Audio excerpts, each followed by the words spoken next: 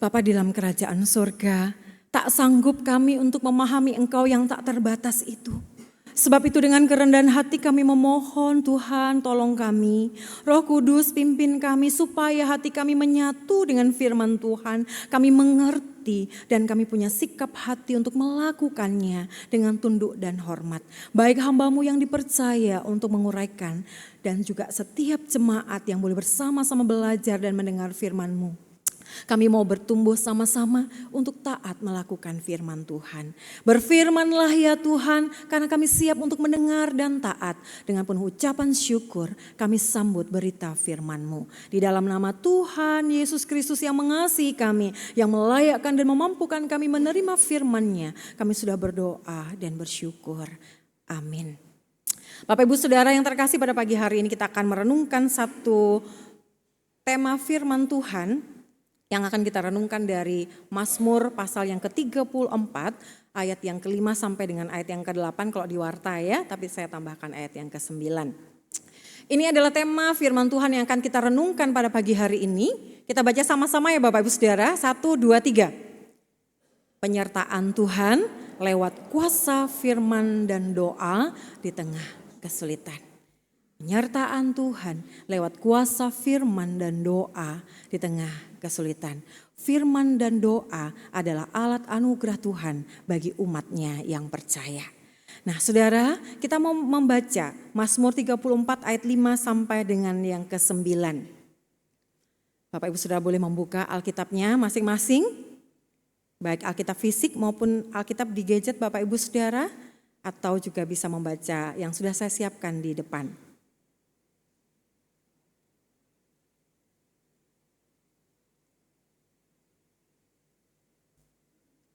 Ya, mungkin terlalu kecil, jadi Bapak Ibu sudah bisa melihat Alkitab fisik Bapak Ibu Saudara ya. Sudah menemukan Bapak Ibu Saudara ya? Kita akan membacanya. Saya akan memulai ayat yang ke-5. Demikian seterusnya kita bergantian sampai ayat yang ke-9. Mazmur 34 ayat 5 sampai 9, demikianlah bunyi firman Tuhan. Aku telah mencari Tuhan, lalu Ia menjawab aku dan melepaskan aku dari segala kegentaranku.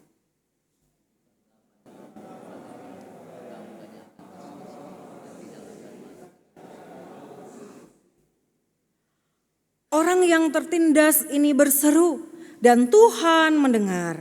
Ia menyelamatkan dia dari segala kesesakannya.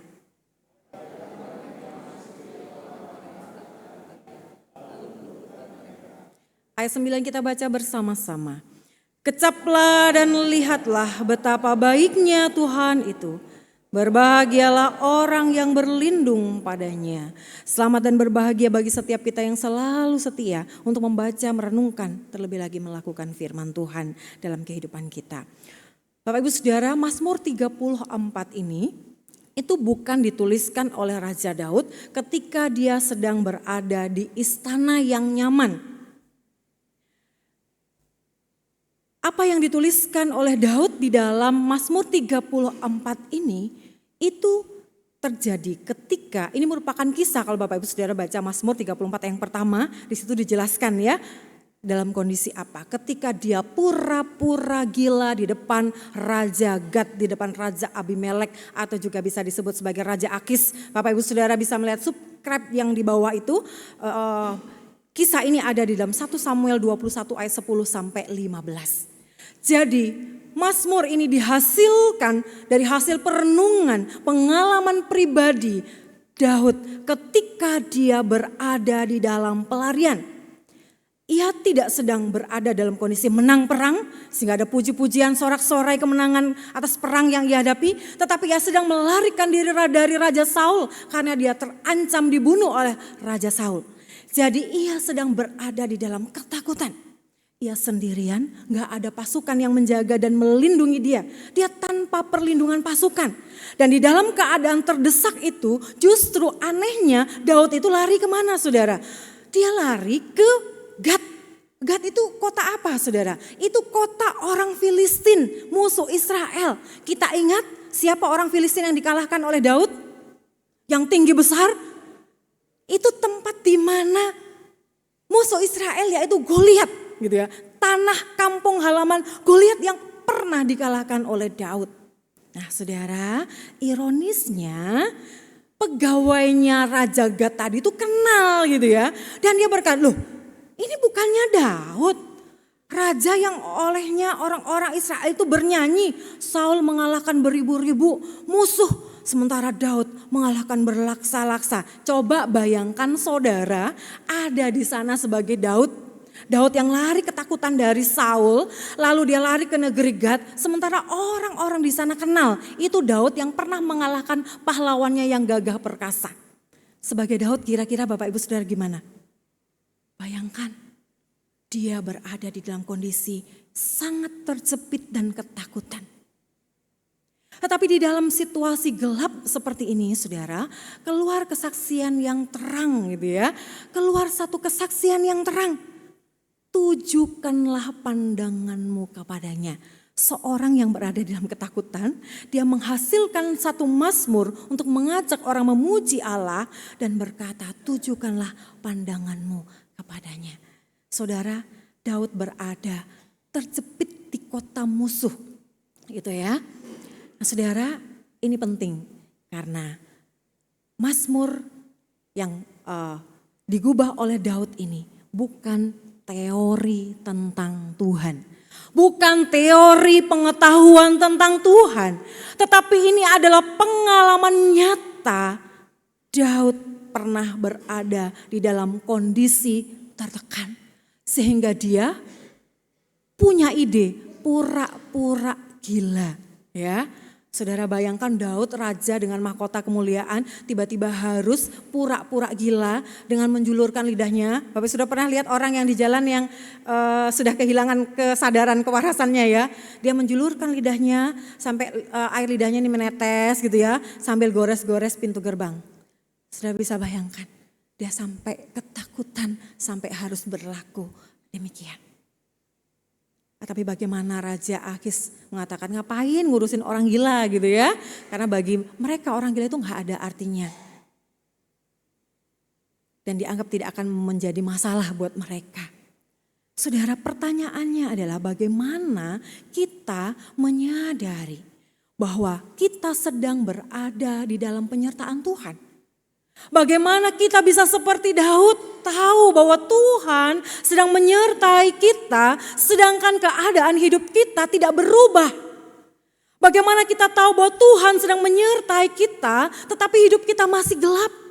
Bahkan doa-doa kita yang sudah bertahun-tahun kita panjatkan, bertahun-tahun kita minta sama Tuhan, tapi seolah Tuhan gak dengar.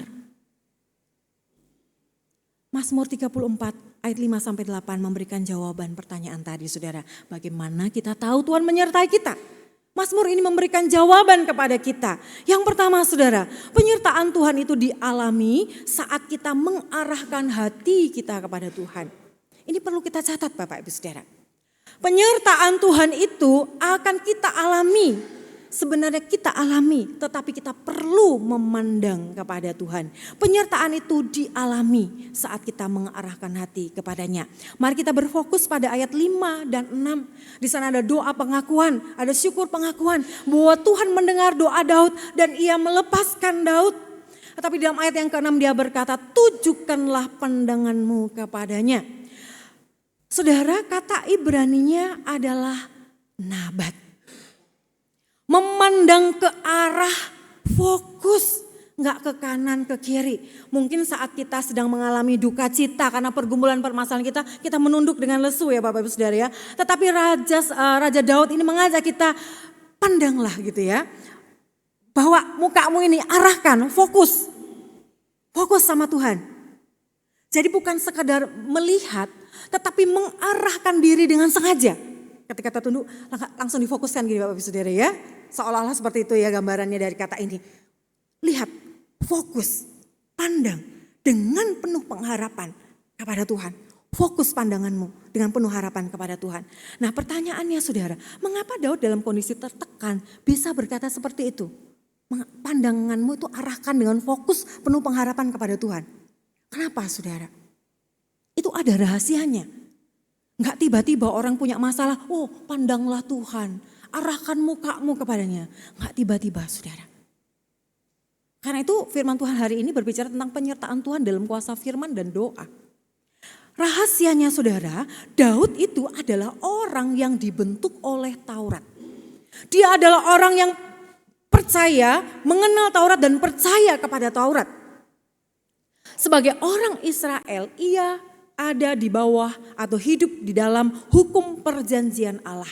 Dalam hukum itu, Daud telah belajar. Belajar tentang apa saudara? Nanti saudara bisa buka Ulangan 7 ayat yang ke-9 ya. Daud belajar bahwa Tuhan adalah setia. Dia adalah Allah yang setia terhadap perjanjiannya. Daud belajar, Ulangan 7 ayat 9, Tuhan adalah Allah yang setia memegang perjanjian kepada umatnya. Jika umat mencari dia dalam kesesakan, ia akan mendengar. Ulangan 4 ayat 29 sampai 39. Itu Taurat yang dipegang oleh Daud. Dia percaya Allah itu setia. Dan ia percaya bahwa umat yang mencari Allah di dalam kesesakan Allah akan mendengar. Dan di dalam Taurat juga dinyatakan bahwa Tuhan itu dekat dengan orang yang remuk hatinya. Saudara, firman itu sudah menguasai Daud. Daud sudah kenal siapa Allahnya. Daud sudah tahu betul siapa Allahnya. Allah yang kasih setianya kekal. Ia memperhatikan orang-orang yang remuk hatinya. Dan orang yang datang kepadanya di dalam kesesakan didengar oleh Allah. Itu iman Daud kepada firman Tuhan. Sehingga ia mampu berkata, arahkanlah pandanganmu kepada Allah. Jadi ketika Daud berseru, ia tidak sedang berharap pada kemungkinan mungkin Allah akan menolong aku. Mudah-mudahan Allah menolong aku. Atau semoga ya Tuhan menolong aku. Semoga ya Allah menolong aku. Tidak, saudara. Ia berseru berdasarkan karakter Allah yang sudah dinyatakan dengan tegas di dalam firman-Nya. Di dalam Taurat yang sudah ia kenal, yang sudah ia imani. Ia sudah pahami dan percayai itu dan ia sudah alami secara pribadi. Banyak peristiwa demi peristiwa sudah dialami Daud. Kita ingat ketika dia mengalahkan Goliat. Dia sudah mengalami ketika dia berkata aku datang dalam nama Allah. Dia mendapatkan kemenangan. Dia sungguh tahu firman dan dia mengalami firman itu. Sehingga penyataan Daud itu bukan pengetahuan tetapi pernyataan iman dari Daud. Jikalau ayat yang ke-6 berkata orang yang tertindas ini berseru. Kata tertindas saudara. Ini adalah ani ya, dalam bahasa Ibrani-nya adalah ani, bukan ani-ani ya saudara ya. Tetapi ani yang dimaksudkan adalah orang miskin, orang yang lemah, orang yang tidak berdaya. Di dalam hukum Yahudi, Allah secara konsisten berpihak kepada ani, janda, yatim piatu, orang asing, orang tertindas. Itu real dan nyata. Maka mereka menjadi pusat perhatian khusus Allah dan itu tercatat di dalam Tauratnya.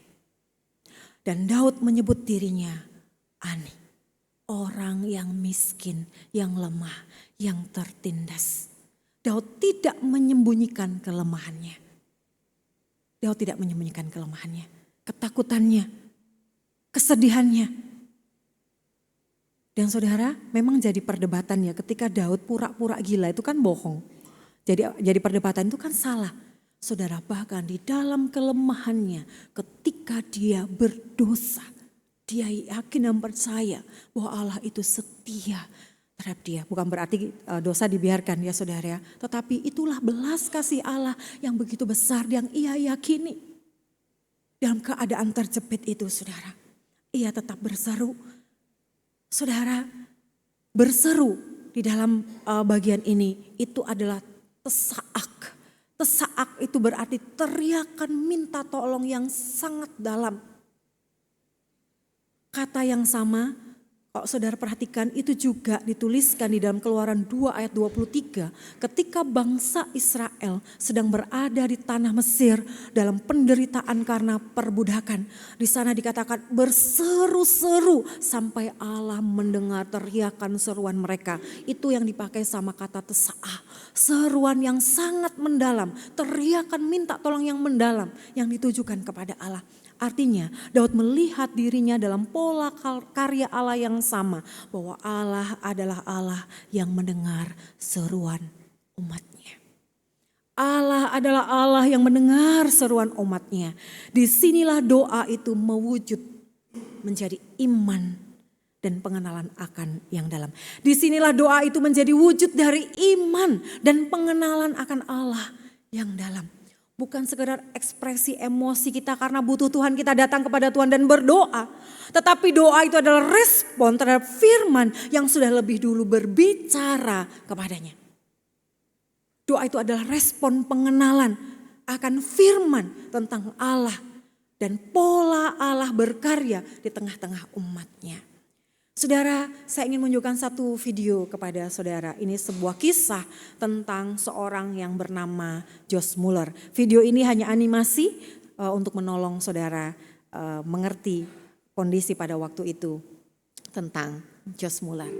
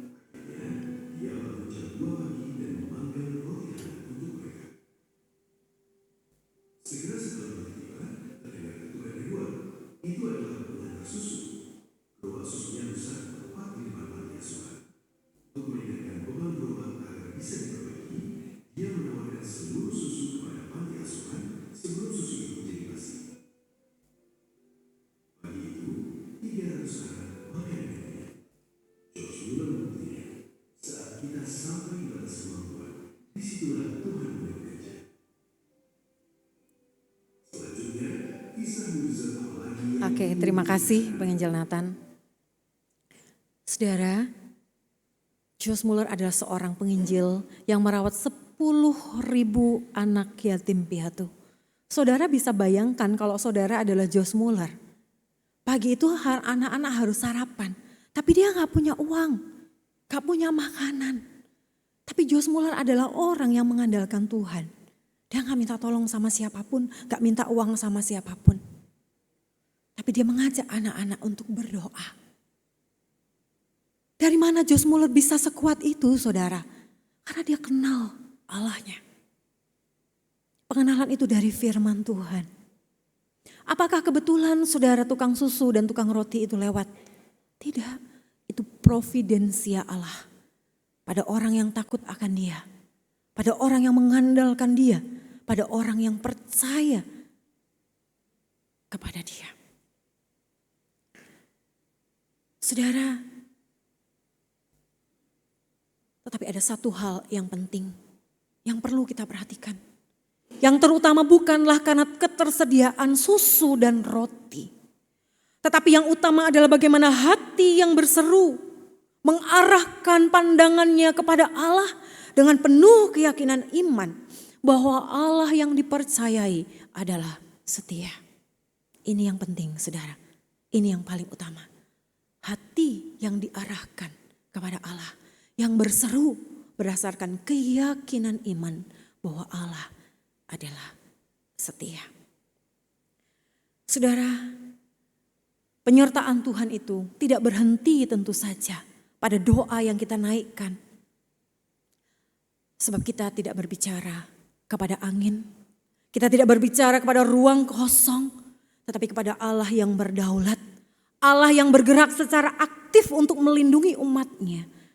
Meski kadang caranya tidak langsung terlihat seperti yang dialami oleh Josh Muller.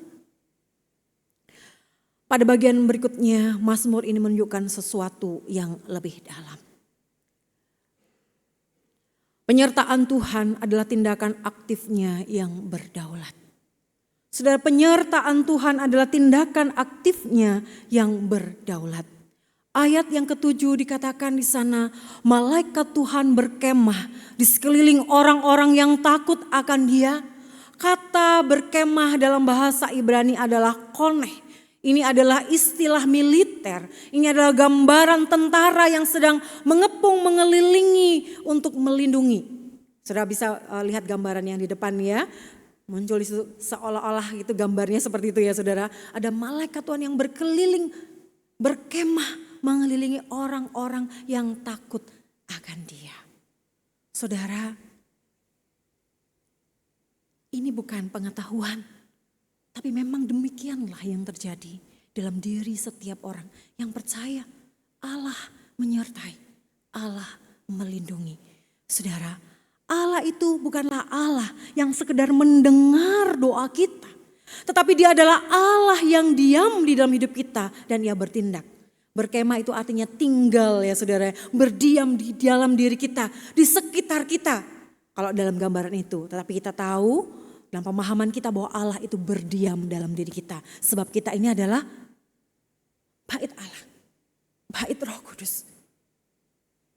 Saudara, namun mungkin kita bertanya, bagaimana Tuhan itu bertindak dalam hidup saya? Katanya penyertaan Tuhan itu terlihat dalam tindakannya yang aktif dan berdaulat. Lalu bagaimana Ia bertindak? Saudara, Allah bertindak itu tidak selalu spektakuler. Seperti tiba-tiba ada roti, seperti ada susu yang dialami oleh Josh Muller.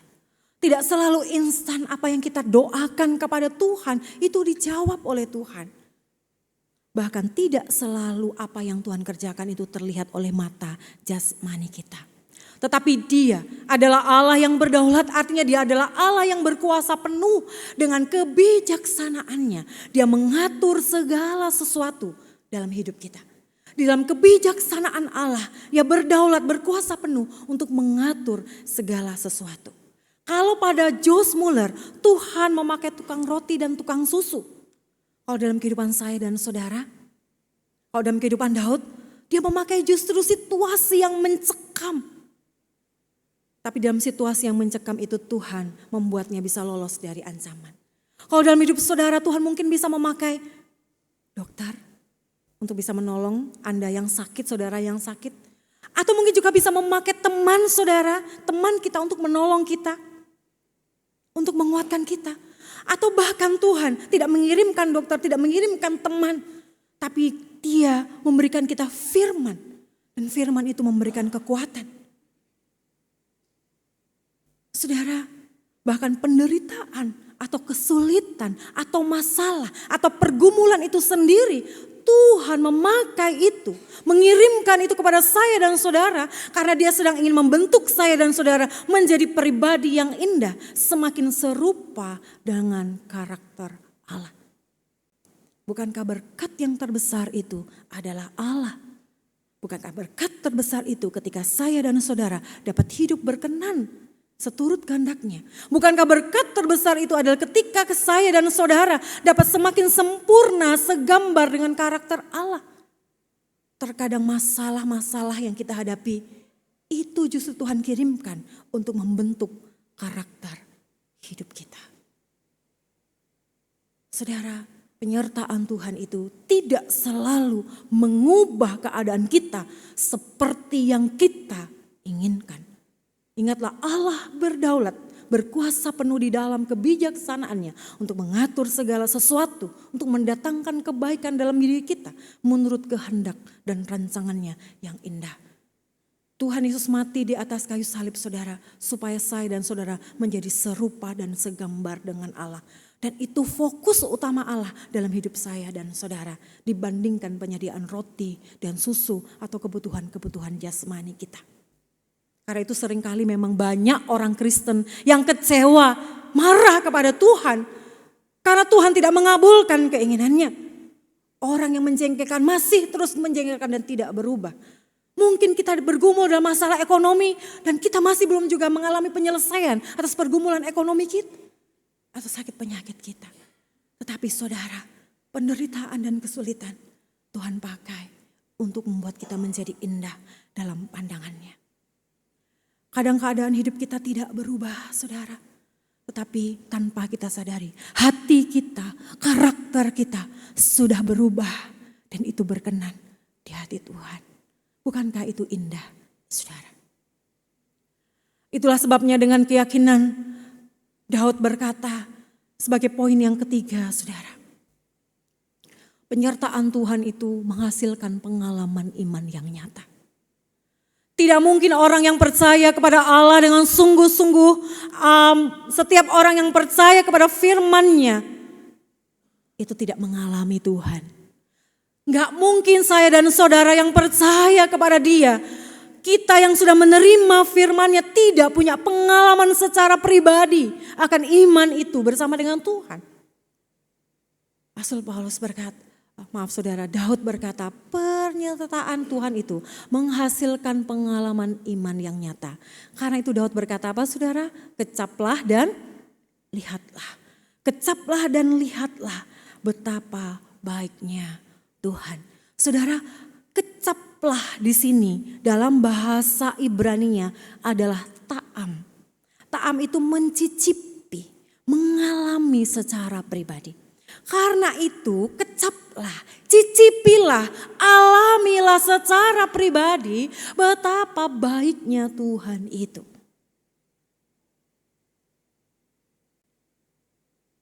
Alami betapa baiknya Tuhan itu. Rasakan, bukan sekedar tahu, oh Tuhan baik, ya Tuhan baik, tapi masih sedih dengan pergumulan yang ada. Oh tapi masalahku kenapa belum selesai? Saudara, ayat kecaplah dan lihatlah ini diperkuat dengan kata apa? Lihatlah. Lihatlah ini artinya apa, saudara? Dalam bahasa aslinya itu arti dari lihatlah adalah periksalah, perhatikanlah baik-baik dan buktikanlah. Kecaplah, buktikan secara pribadi dan perhatikanlah. Itu terbukti, buktikanlah.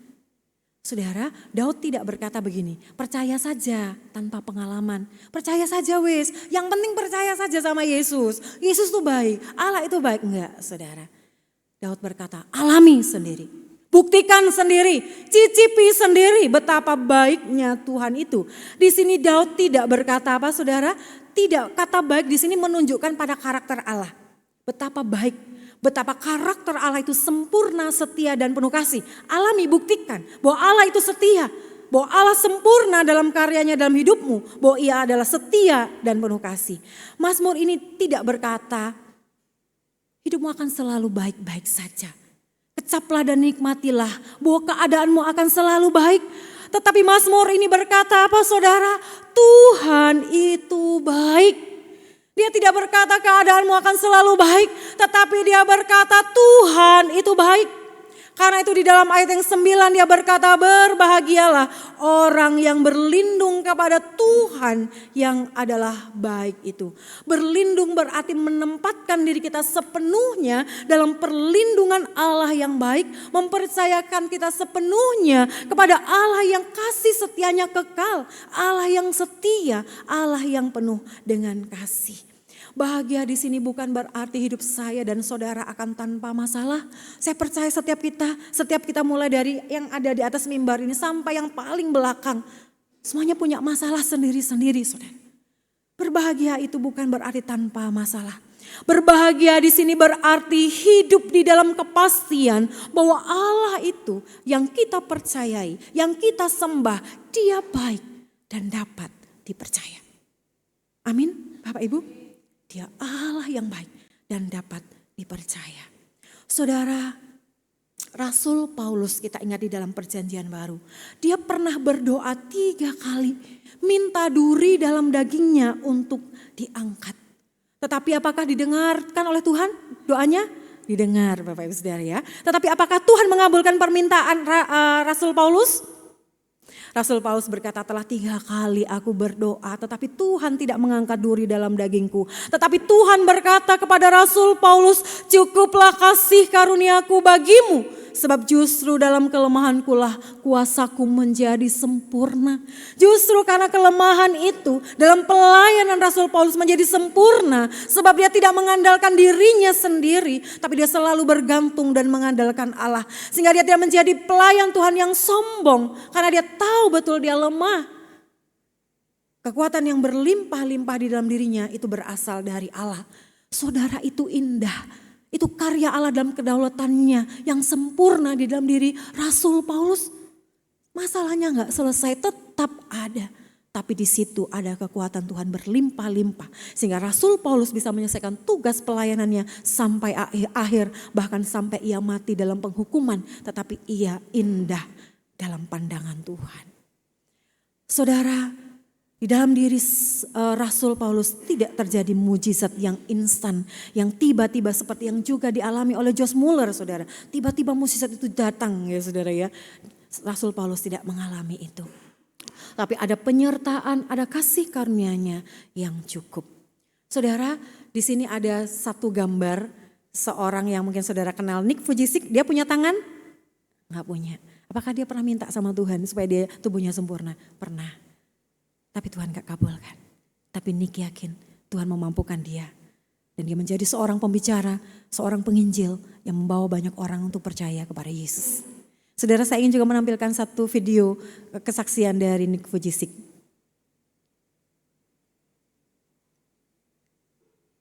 Sometimes what you were praying for doesn't come true. Yeah, that's true. And the bottom line is this: if anyone tells you different, they're lying. Because there are many times when God says no. There are many times when we want something, and you know, my dad, right? He died of cancer. We prayed for healing, arms and legs didn't come. But the beautiful thing about this is the big question that God asks: do you trust me? I sent my son Jesus Christ to die on the cross for you. He raised himself from the grave. I will raise you when you die. Our treasure is not here on earth. Our treasure is up there. And until that day, I am going to be with you, says God. I will carry you when you cannot walk. I will heal you along the way. Maybe not all the physical ailments will disappear, but I will give you all the strength that you need. My grace is sufficient. I'm with you and I will never leave you. Saudara, dia pun pernah meminta supaya papanya itu sembuh dari kanker. Dikabulkan? Dia katakan, kalau ada orang yang berkata, kamu mintalah sama Tuhan pasti semuanya akan dikabulkan. Itu bohong katanya. Karena ayah saya juga gak disembuhkan. Tapi yang terbesar, bagaimana Tuhan menyatakan anugerahnya kepada kita. Yaitu mengirimkan Yesus untuk mati di atas kayu salib. Supaya ketika kita nanti mati kita dibangkitkan. Itu harta kita. Fokus kita adalah harta yang kekal dalam kerajaan sorga. Sekalipun doa kita tidak dikabulkan dikabulkan seperti keinginan kita. Tetapi selalu ada kasih karunia Allah yang cukup untuk kita. Untuk kita tetap setia kepada Allah dalam setiap tantangan dan pergumulan kehidupan kita. Oleh sebab itu saudara yang terkasih. Di tengah kesulitan, tantangan dan masalah yang saudara dan saya hadapi. Ada 2 pilihan. Kita melihat kepada masalah sehingga hidup kita suram. Atau kita mengarahkan pandangan kita kepada Tuhan. Pada Kristus yang sudah mati di atas kayu salib. Yang membuktikan kesetiaannya kepada orang berdosa. Memberikan kita pengharapan kehidupan yang kekal. Sehingga apapun masalah kita yang tidak selesai sampai hari ini. Tidak membuat kita kecewa dan meninggalkan Tuhan. Tapi kita memandang kepada Dia yang setia. Dalam kasih setianya itu. Masalah pergumulan Dia pakai untuk memproses hidup kita. Supaya semakin indah. Supaya kita semakin tekun untuk terus berharap kepada Dia dan mengandalkan Dia. Dan meyakini bahwa Dia tetap adalah Allah yang baik. Sekalipun kondisi dan keadaan kita tidak baik. Saudara, ketika kita berseru, Tuhan mendengar seruan kita. Ketika kita takut akan Dia, percayalah Dia berkemah di sekeliling kita. Ketika kita berlindung padanya, kita akan mengecap, membuktikan, merasakan sendiri, mengalami sendiri kebaikan Tuhan. Mungkin hari ini saudara belum melihat roti dan susu. Atau pertolongan Tuhan yang instan terjadi dalam hidup saudara. Mungkin saudara, doa saudara yang sudah bertahun-tahun belum dijawab. belum sesuai dengan harapan saudara, tetapi Mazmur 34 tidak berdusta. Ia berkata, mengingatkan kita, tujukanlah pandanganmu kepada Allah. Tujukanlah pandanganmu kepada Tuhan dan berserulah kepadanya. Dan percayalah penyertaannya nyata lewat kuasa firman. Karena itu kita perlu melekat dengan firman. Setiap hari kita perlu membaca, mendengar firman Tuhan. Karena di situ Tuhan memberikan kekuatan, memberikan pencerahan kepada kita, memberikan tuntunan kepada kita. Bahkan di situ pun Tuhan memberikan jawaban-jawaban atas pergumulan-pergumulan kita. Saudara, Tuhan menjawab doa kita, bahkan melalui hal-hal yang mungkin tidak bisa kita lihat. Tetapi melalui kasih karunia-Nya yang selalu cukup untuk kita. Amin, saudara. Saya percaya dalam pergumulan yang kita hadapi, kasih karunia demi kasih karunia Tuhan cukup untuk menolong kita. Sebab Tuhan rindu kita menjadi umat-Nya yang berkenan kepadanya. Sehingga saat Dia datang, Dia berkata, Engkau hambaku yang baik. Engkau hambaku yang taat dan setia, mari masuk dan berbagian dalam kerajaanku yang mulia. Saudara, saya ingin mengajak kita untuk bangkit berdiri. Mari kita nyanyikan iman kita kepada Tuhan. Lewat satu lagu, walau gunung tak berpindah. Namun aku percaya Tuhan yang pegang kuasa. Dia selalu bekerja meski mataku tak melihat. Mari kita nyanyikan iman kita kepada Tuhan. Lewat firman yang sudah kita dengar, kita meyakini bahwa Allah adalah setia dalam kehidupan kita.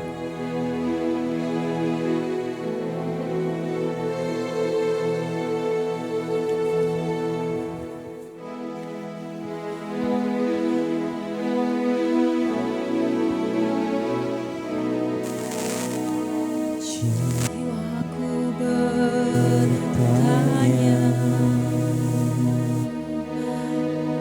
apakah masih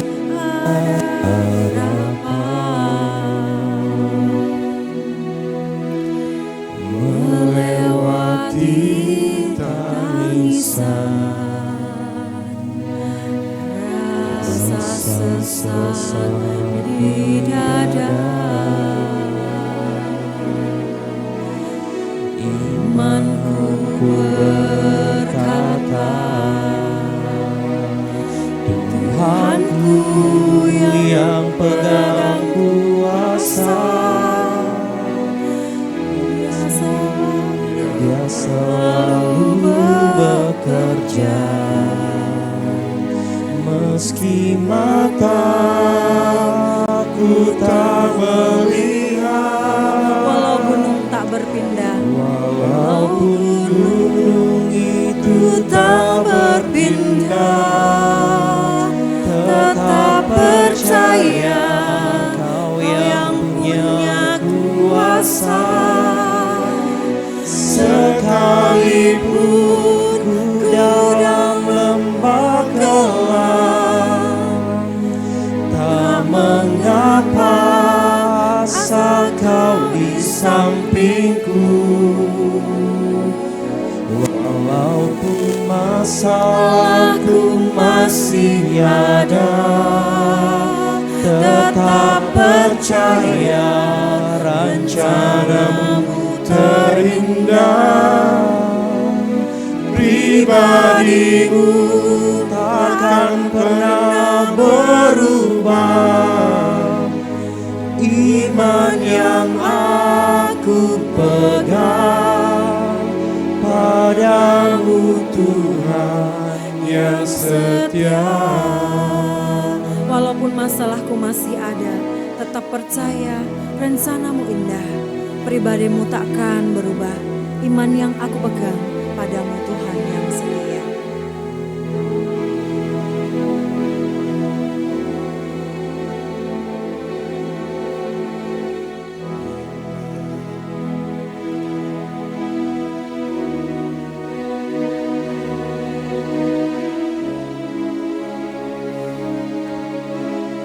Walaupun masalahku masih ada, tetap percaya rencana-Mu indah. Kita nyanyikan sekali lagi. Walaupun masalahku masih ada, tetap percaya rencana-Mu terindah. Pribadi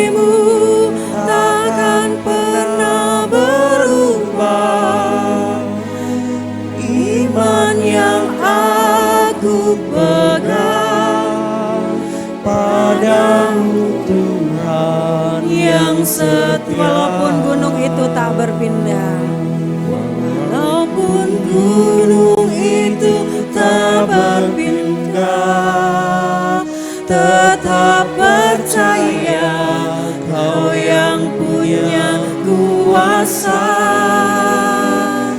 Sekalipun dalam lembah gelap, tak mengapa asa Kau di sampingku.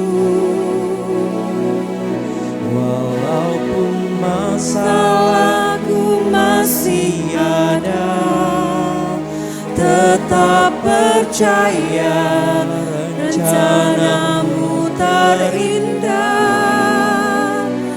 Pribadimu takkan pernah berubah. Iman yang aku pegang padamu Tuhan yang iman yang ku pegang padamu Tuhan yang setia. Iman yang aku pegang padamu Tuhan yang setia.